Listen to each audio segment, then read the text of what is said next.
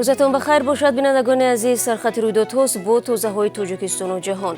Имрӯз 7 январ аз сӯхтор дар яке аз тарабхонаҳои маъруфи шаҳри Душанбе мегӯем. Парлумони Тоҷикистон ба фиристодани нерӯ ба Қазоқистон иҷозат дод. Иззатамон ба раёсати назорати маҳбасҳои дӯстонии кул ариза пешниҳод кардааст. Садамаи маргбор дар роҳи Душанбе чаноқ ҷони 4 узви як оиларо гирифт ва қурби рубли русӣ ба таври рекордӣ поин омад. субҳи имрӯз дар тарабхонаи маъруфи як аз сарои шаҳри Душанбе сӯхтор шуд. Тарабхона дар хиёбони Саъди Шерозӣ дар канори дарёи Душанбе воқеъ аст. Сабаби сӯхторро мушаххас накарданд. ҳудуди 10 мошини оташнишонӣ ба ҷои ҳодиса омада талош доранд алангаро хомӯш кунанд. Тарабхонаи Якасарои яке аз бузургтарин тарабхонаҳои Душанбе буда барои гузарондани тӯю маъракаҳо пешбинӣ шудааст. Дар ошёнаи якуми ин бино мағозаи фурӯши мебел ҷойгир мебошад. ҳамкорони мо дар ҷои ҳодиса қарор доранд ва бинандагони азиз ҷузъиётро дар давоми рӯз пешниҳоди шумо хоҳем кард. Парлумони Тоҷикистон барои истифодаи нерӯҳои мусаллаҳ дар хориҷ аз кишвар ризоят дод. Тибқи иттилои расмӣ дар нишасти якҷояи Маҷлиси миллӣ ва Маҷлиси намояндагони Тоҷикистон ки рӯзи 7 январ баргузор шуд, танҳо як масъала баррасӣ шудааст ва вакилон барои истифодаи нерӯҳои мусаллаҳи Тоҷикистон берун аз қаламрави кишвар барои иҷрои ӯҳдадориҳои байналмилалии Тоҷикистон иҷозат доданд. Искандари Хоҷамирзода гузориш дорад. пешбинӣ мешавад ки имрӯз нерӯҳои бештари кишварҳои узви созмони паймони амнияти дастаҷамъии зери назорати Русия вориди Қазоқистон хоҳанд шуд.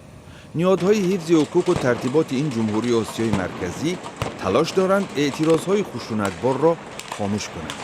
рӯзи панҷшанбе полиси калонтарин шаҳри Қазоқистон Алмаато гуфт ки шабонарӯзи гузашта даҳҳо ошӯбгар ки биноҳои давлатиро ишғол намуда моликияти онро ғорат ва ба коми оташ кашида буданд нобуд карда шуданд.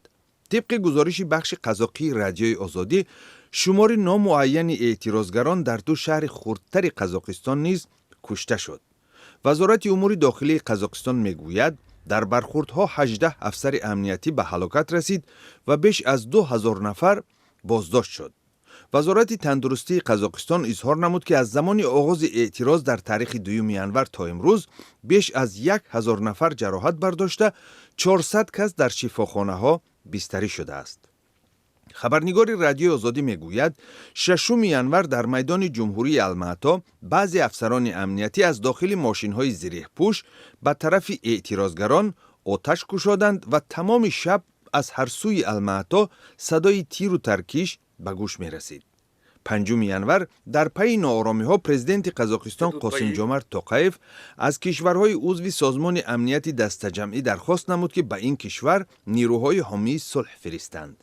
аввалин воҳидҳои низомии Русия ва Беларус 6 январ ба хоки Қазоқистон ворид шуданд. имрӯз вуруди нерӯҳо аз Арманистону Тоҷикистон мадди назар аст. агар парламенти Қирғизистон ирсоли нерӯҳоро дастгирӣ кунад, эҳтимол афсару сарбозони қирғиз ҳам ба Қазоқистон сафарбар шаванд.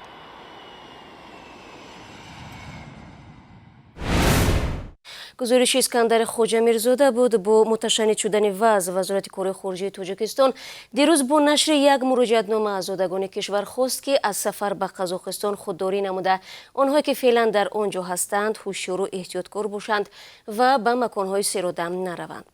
мақомоти вилояти Суғд мегӯянд феълан аз ин минтақаи Тоҷикистон дар шаҳру навоҳии Қазоқистон 3805 нафар кору зиндагӣ доранд ки аз ин шумора 622 нафараш занон мебошад.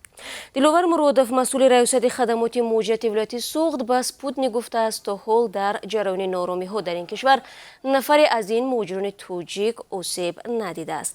баъд аз Русия Қазоқистон дуввумин кишвари қабулкунандаи асосии муҳоҷирон аз Тоҷикистон мебошад.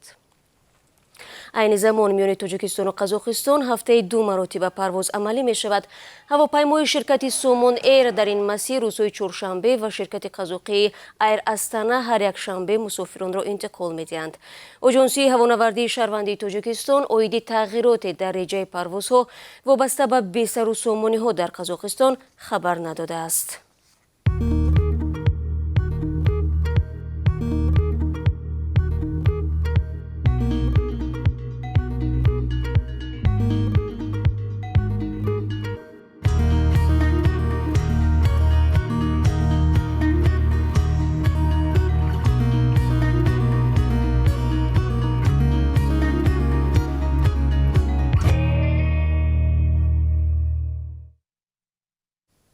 шумо сархати рӯйдодҳоро тамошо доред. иззат амон ҳомии зиндонии ҳуқуқи муҳоҷирон ба раёсати назорати маҳбасҳои додистонии кул барои бозбинии парвандааш ариза пешниҳод кардааст. дар ин бора писараш Маҳмад Юсуф Холов ба Радиои Озодӣ хабар дод. ӯ гуфт дар ариза иззат амон масъалаи дубора баррасӣ намудани маблағи 232 сомонӣ аз шаҳрванди Тоҷикистон Ҷурабек Ҷӯбиров сокини ноҳияи Қумсангиро кардааст.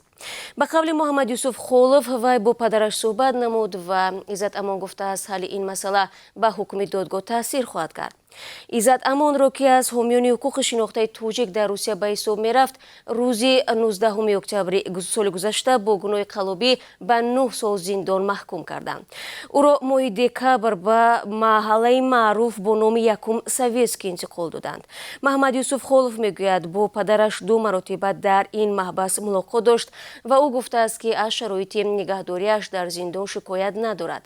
тарафдоронаш бар инанд, ки иззат амон бегуноҳ аст ва барои танқидҳои ошкораш аз ҳукумат ва раҳбарони Тоҷикистон ба зиндон андохта шудааст.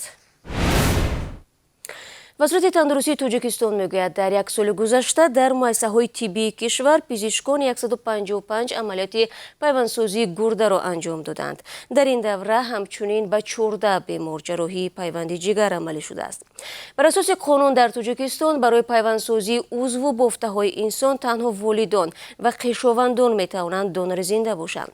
ҳоло ҷараёни донорҳои марги мағзӣ дар кишвар шакл нагирифтааст. мақомоти соҳаи тандурустӣ мегӯянд, солҳои охир табибони тоҷик дар пайвандсозии узвҳои бадан ба пешрафтҳои даст ёфтанд ва бовари сокинон ҳам ба онҳо ва корашон афзудааст. дар айни замон бемороне ҳам кам нестанд, ки омоданд бо сарфи ҳазорҳо доллар худро ба бемористонҳои Ҳинду Олмон ва Русияву Исроил бирасонанд. шоми дирӯз дар шоҳрои Душанбеи Чаноқ бар асари садамаи 2 нақлиёти сабукравӣ Мерседес Бенс ва Опел Зефира 4 узви як оила ҳалок шуданд. аз бемористони марказии ноҳияи Деваштич ба Радиои Озодӣ гуфтанд, ки аксари мусофирони автомашинаи Опел Зефира сокинони деҳаи Нурободи ноҳияи Деваштич дар ҷои ҳодиса ба ҳалокат расиданд. тибқи фарзияҳои пешакӣ, сабаби садама аз ӯҳдаи идораи мошини Мерседес Бенс набаромадани Фаррух Абдубердиев сокини ноҳияи рӯдакӣ мебошад. дар ҳамин ҳол чанде аз шоҳидон дар суҳбат бо мо гуфтанд, ки дирӯз ҳавои номусоид ва тумани ғафз ба ҳаракати мошинҳо мушкил эҷод кард. имрӯз низ ба гуфтаи чанде аз ронандагон ҳаво барои рафтуомади нақлиёт созгор нест.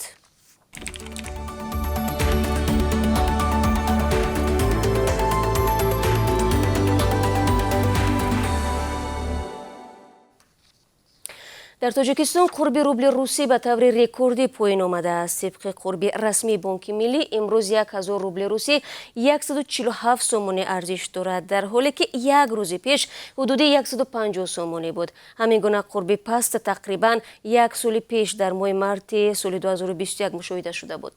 ёдовар мешавем, ки дар аввали моҳи ноябри соли 2021 қурби расмии пули русӣ 158 сомонӣ барои ҳар 1000 рубл буд. моҳи ахири соли гузашта тағйирот аз 152 то 155 сомониро ташкил медод. беш аз 80% арзи хориҷӣ ба Тоҷикистон бо рубли русӣ ворид мешавад. рубл воситаи асосии хариди доллар барои бонкҳои Тоҷикистон аст. бонкҳо рублҳои фиристодаи муҳоҷиронро ба сомонӣ табдил карда ба хонаводаҳояшон медиҳанд ва бо ин рублҳо аз бонкҳои Русия доллар мехаранд. бинандагони азиз, чун аз қурб гуфтем, акнун бароятон дар бораи қурби асъори хориҷӣ дар Тоҷикистон иттилоъ медиҳам. имрӯз 7 январ Бонки Миллӣ 1 доллар 11 сомониву 30 дирам таъин кардааст, 1 евро 12 сомониву 78 дирам аст. арзиши рубли русӣ тавре ҳам гуфтем 147 сомонӣ нарх дорад. дӯстони меҳрубон, ба поёни нашри навбатии сархати рӯйдодҳо расидем. миннатдорам, ки барои дарёфти хабарҳои рӯз Радиои Озодиро интихоб мекунед. хабаргузоришҳои аз ин бештар баъд аз 3 соати дигар пешниҳоди шумо айзон мешавад. барори кор барои шумо ва то дидор дар барномаи ахбори Озодӣ.